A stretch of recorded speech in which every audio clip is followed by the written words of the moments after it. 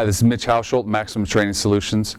Today I want to talk a little bit about training shoulder stability and specifically using the ultimate sandbag for training that shoulder stability. Now this may be somebody who's looking just to prevent injury, or it may be somebody who has had a shoulder injury in the past, maybe some impingement, things along those nature, that we're really trying to correct some of those issues that they've had, make sure they're healthy going forward. And really on top of it, a lot of this should be just part of your good training to make sure your athletes stay healthy and perform really well. So first thing I want to talk about is really the major causes that we're looking at with a lot of our shoulder injuries. Really most shoulder injuries come back to a couple of things.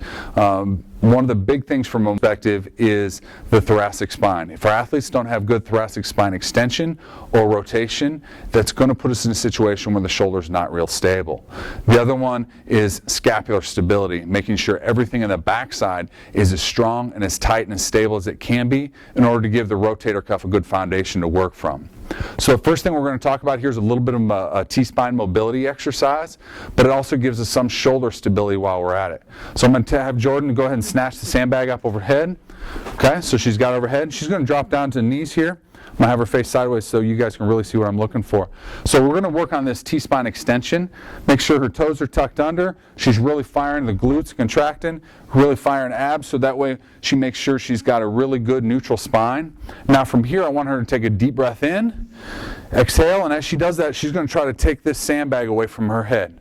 Obviously we want to do this in a position where we're safe for athletes. Go again, deep breath in, exhale. There's certain people I wouldn't want to do this with, but for most of our healthy athletes, this is a really good stable position. You know she's shaking a little bit because she's a little bit weak in that position. That's okay. That's where we're really going to start to gain some of these mobility correct some of the mobility issues. Okay, go ahead and take it down.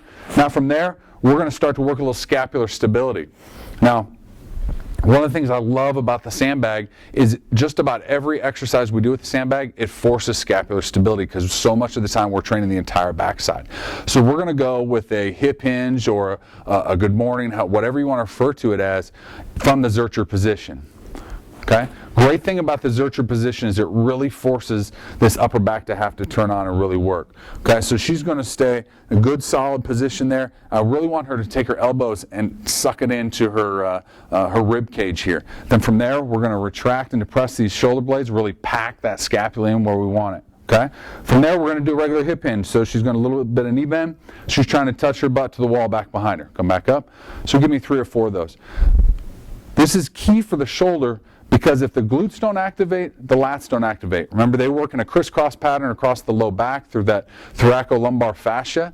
If I don't get one working, the other one's always going to struggle. That's why the glutes are so important for the shoulder. So it's a great scapular stability exercise here.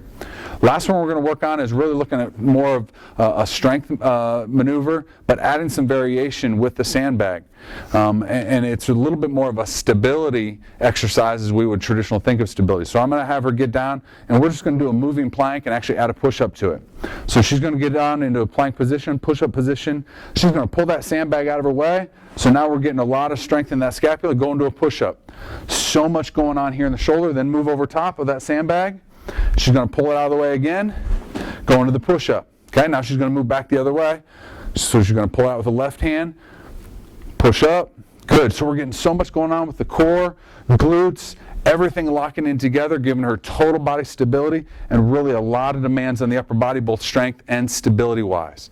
So take a moment with a lot of your athletes, especially if you're looking to improve your scapular and your shoulder stability part of your workouts. Take a second, look at these exercises and try implementing in with some of the things that you do.